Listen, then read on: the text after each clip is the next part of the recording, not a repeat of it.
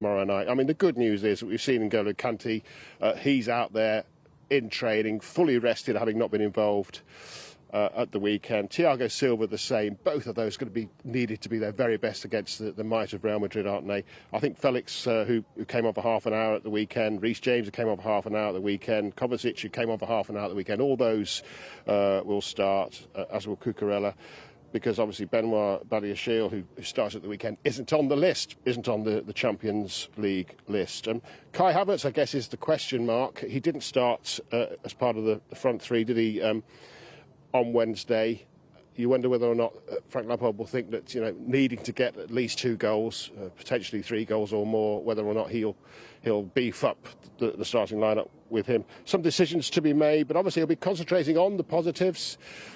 We've talked about how they need to get at least 3 goals to go through, even if it is after added time. They got 3, didn't they, against AC Milan in the Champions League earlier this season. A large group of these players involved in that. Of course, AC Milan in the quarterfinals themselves, so not a bad outfit based on that. Dortmund, more recently, they won 2-0.